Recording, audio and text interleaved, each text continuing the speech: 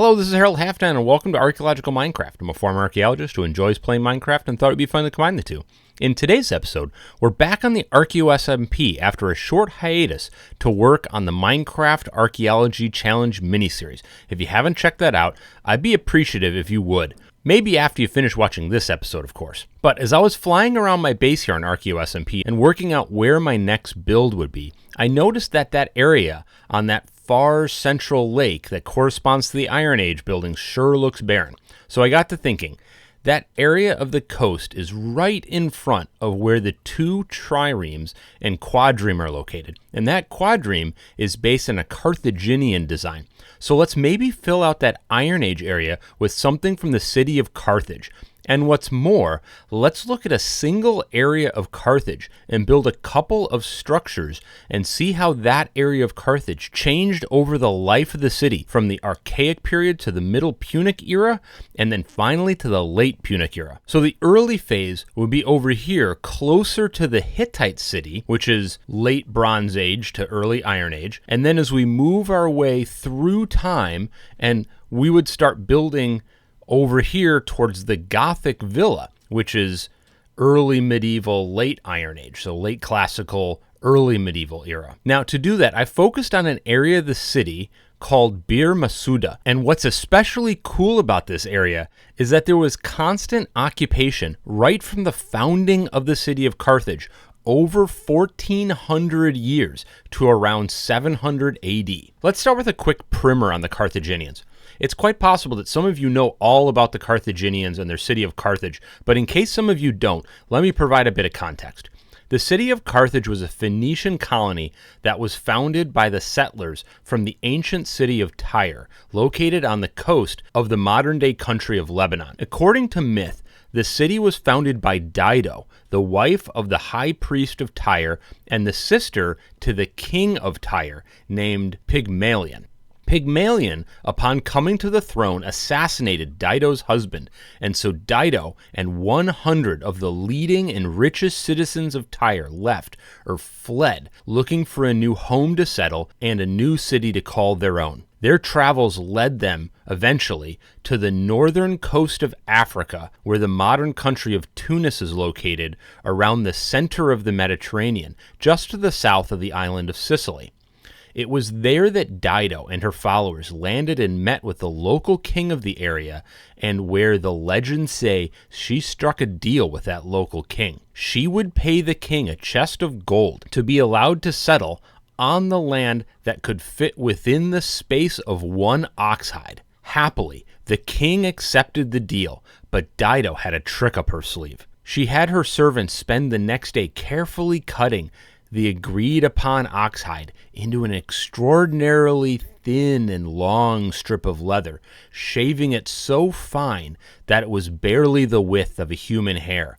As such, she was able to lay out that single oxhide so that it encircled a great space, including a hill in the center of what would become the great city of Carthage, as well as a huge tract of fertile land down to the coast. It was there that Dido founded her city called Carthage, which in the Phoenician language simply meant new city. According to later Roman writers, this event took place around 850 BC, and it was from around that time that we will build our very first Carthaginian build on Bir Massouda, for that area lies on that hill that Dido reputedly centered her new city on. The first area I'm going to build wasn't actually a structure per se. That will come in just a moment, but rather what archaeologists found near the first actual structure we're going to build, about 100 meters away or so. It was a cremation necropolis, or basically an area of cremated remains found in pottery that was found in 9 shallow pits carved into the bedrock just under the virgin soil. Virgin soil just means that it's a level below which shows no previous habitation or human activity.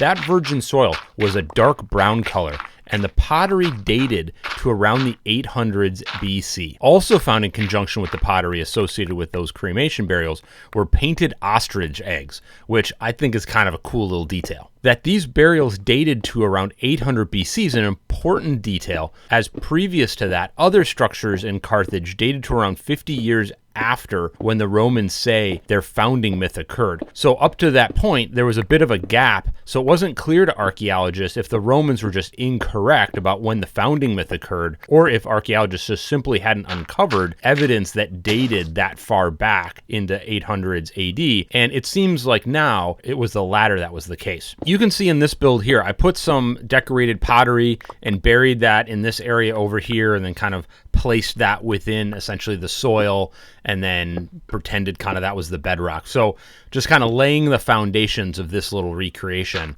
as I described it here. A couple of generations after the cremated remains were buried in the cemetery, a small grouping of domestic dwellings were built nearby in around 760 to 750 BC. These were represented archaeologically by a few rubble wall foundations that were also in the dark brown virgin soil. The structures had crushed white limestone floors under which a dark leveling agent was used, which is from an archaeological perspective very nice, because when you have such a dark leveling agent and then a whitish floor, that makes it very easy when excavating to tell where the different levels of stratigraphy stop and start. Not that that's what the original builders had any intention of, but is convenient archaeologically when doing your excavations.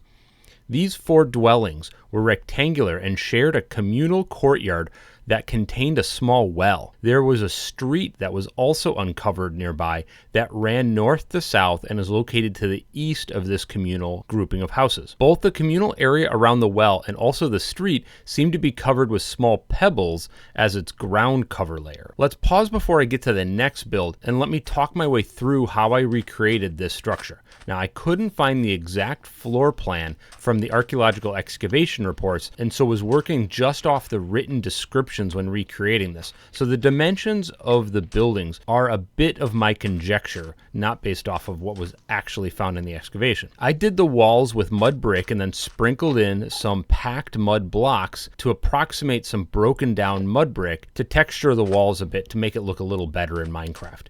You can see I did all the floors in this white terracotta blocks to replicate that white limestone that was found. These foundations were rubble, and so I sprinkled in cobblestone in the builds to approximate that. You can see I did the well in this way with small wooden trapdoor walls to demarcate the well from the rest of the communal courtyard, and I put a pot, so imagine that could be lowered into the well to be allowed to fill up with water and then pulled back out again. I used this gray concrete powder to represent the courtyard surface, which I mentioned previously was small pebbles, so I liked that concrete powder texture to represent maybe what looks like pebbles, and then did the same thing with this road area out front. In around 725 BC or so, which is about a generation or about 25 years or so after this other building structure that I built, the archaeology shows that there was a massive reorganization in the housing in this area of the city. So this is shown in the housing reorientation to accommodate more of an insula, or essentially a city block orientation, where all of the outer walls of the dwellings were shared and the houses were oriented around the city streets. This has led archaeologists to come to the conclusion that either there was a highly developed sense of community for multiple people to reorient their houses all at the same time, or perhaps more likely shows an increase in the central authority that could organize this type of effort across all homeowners. The recreation of this second building is literally the same physical space as the previous 4 dwellings from 25 years before, but shows that this building was reorganized into a single house called House 1 by the archaeologists from the University of Hamburg who excavated this area. In this recreation, you still see the same well from the previous build, as a working well wasn't really going to be ignored and is going to be reused. And you can see that that part that was the central courtyard has also remained, but now is a secluded courtyard for the inhabitants of just House 1. This house contained 4 rooms with a low rubble foundation with walls made of mud brick, so materially not much different than my previous build, but I used bone blocks to just make it look different, imagining the single house being perhaps owned by a wealthier family that kept the walls plastered with a bright off-white plaster, thus represented by the bone blocks. Beyond the secluded courtyard and the house with 4 rooms, there was also an area outside the entrance of this structure that followed the structural norms of the wider Phoenician world, where it contained small shops outside of the dwellings, perhaps either owned or run by the owner of the house or rented to other individuals by the owner. One of these shops seemed to point to it being used for the working of ivory, so essentially an ivory shop. Now, with this one being built and done, let me chat a little bit about this one before we move to the next iteration of this house. This reconstruction I feel more solid about than the previous ones, as not only was I able to find the archaeological floor plan for my recreation, but the archaeologists who excavated this house also did their own interpretation, and there's an artist rendering of it, which is what I used for my inspiration for my build here. As I said, I used bone blocks as I imagined the owners of this house being a bit wealthier, but because the structure of the house was the same as the last houses, I used a couple of blocks to represent the rubble foundation and then used mud bricks and kind of peeked those through as if maybe the plaster was chipping off so you can see what's behind it. I also provided plenty of access to the roof with doors and ladders to those flat roofs, which would have acted as additional living space. The outer walls would have had houses right next to them, as I said, and I didn't recreate all of the surrounding houses, but just imagine that there would have been a house located behind that building, so that actually was house number 3, and then other houses right to the right and left of this structure that shared these outer walls and then conjoined together. So even though I spread my builds out here just so you can see the different phases a little clearer, there would be houses right next to one another running along this roadway that shared all of these outer walls. So we looked at what this area looked like from 760 to 750 or so BC, and then the next phase was again at 725. So then what came next? Well, in around 675 BC, this housing quarter changed yet again.